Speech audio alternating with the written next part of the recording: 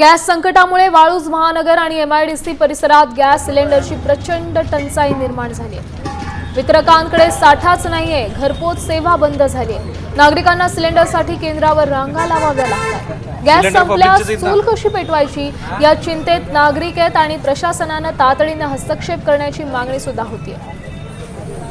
या संदर्भात अधिकची माहिती देत आहेत आपले प्रतिनिधी माधव सावरगावे। माधव, सध्या तिथे काय स्थिती आहे? नागरिकांची किती गर्दी झाली आहे? काय चिंता आहे?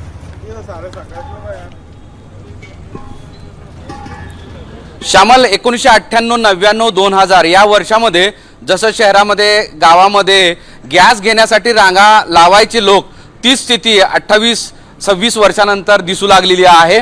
आता या वाळूज महानगर एमआयडीसी परिसरातल्या लोकांना भीती वाटते की आपल्याला गॅस मिळेल की नाही, आणि त्यामुळं या रांगा लागलेल्या आहेत। ही सगळी गॅसची रांग आहे आणि भारत गॅसकडून त्यांना हा रिफिल करून घ्यायचा आहे, म्हणजे हा गॅस बदलून तो जो भरलेला आहे तो घ्यायचा आहे।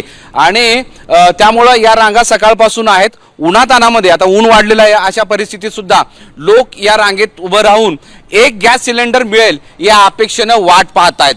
गॅस वितरक असं सांगतायत की सध्या टंचाई आहे, साठा कमी आहे आणि त्यामुळं मागणी वाढलेली आहे। लोकांना असं वाटतंय की गॅस घ्यावा आणि घरी ठेवावा, पण त्यासाठीची गर्दी सुरू झाली आहे आणि घरापर्यंत येणारा गॅस आता बंद झालेला आहे। असं एका ठिकाणी थांबून गॅस घेऊन जात आहेत। काही लोक आलेले आहेत, त्यांच्याकडून विचारा, तुम्ही हा गॅस घरातून इथपर्यंत आणला, काय या रांगेत उभे राहिलात?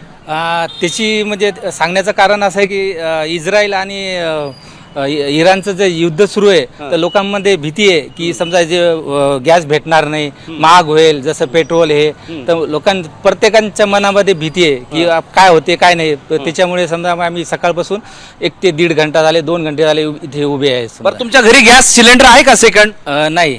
अच्छा, तो रिकामा झालाय म्हणून हा, बस तो रिकामा घेऊन जातात। काही महिला आहेत, त्यांच्याकडून जाणून घेऊयात, कारण गॅस हा महिलांशी संबंधित असतो, किचनशी संबंधित असतो। ताई, तुम्ही पण इथं गॅस सिलेंडर घेऊन आलात, ही किती वर्षानंतर दिसतंय असं? पहिल्यांदाच मी आले असं सिलेंडर घेऊन, पहिल्यांदाच घरीच येतोय आमच्या गॅस। हे पहिल्यांदाच लाईनला लागले मी। पण का लाईनला लागलात? इथे शॉर्टेज चालू आहेत ना, आणि घरी आपल्या घरी घेऊन ठेवा असं सांगते। महागाई वाढली की गॅस सिलेंडर जास्त महाग होणार आहे असं म्हणतात, भेटणार नाहीये गॅस। आम्ही असं काही स्टिंग ऑपरेशन केलं, काही ठिकाणी असं लक्षात आलं होतं की 950 रुपयाचा 1200 रुपयाला मिळतोय, तसं काही तुम्हाला अनुभव येत आहे? हो, आता 1200 रुपये गॅस झालाय, 1000 झालाय असं सांगत होते, म्हणून आम्ही आज लाईनला लागलो। बरोबर, लाईनला लागलेत। हा, तुम्ही बोलणार आहात। हा, सगळ्यात चुकी प्रशासनाची कशामुळे ऑनलाईन बुक केल्यानंतर ग्राहकांनी परत इथं ऑनलाईन नंबर द्यावा लागतो। ही सगळ्यात ही रांग जी झाली ना, ही बुक केल्यानंतर परत एक ऑनलाईन नंबर द्यावा लागतो। ही सगळ्यात मोठी चुकी प्रशासनाची। याच्यात प्रशासन हलगर्जीपणा करतंय, चुकी यांची नाही, डबल नंबर द्यावा लागतो। तर ही अशी समस्या आहे आणि म्हणून या समस्येपोटी या सगळ्या मुली, महिला, आजी सगळेजण या रांगेत थांबून आपल्याला गॅस मिळेल आणि पुढच्या काळामध्ये आपलं किचन बंद राहणार नाही याची खबरदारी घेण्यासाठी ही सगळी गर्दी आहे। आणि आता बघा, इथे बराच वेळापासून वाद सुरू आहे। नंबर घ्या, तुमचं काय म्हणणं आहे? मध्ये घुसा लागले ना, मध्ये लागले। आम्ही नंबर 2-2 तास उभारलोय आम्ही इथं, आणि दुसरे कोणी येणार आहे त्यांना द्यायला लागलेत गॅस। हा, तुम्ही किती वेळापासून थांबले? 3 घंटे झाले मला।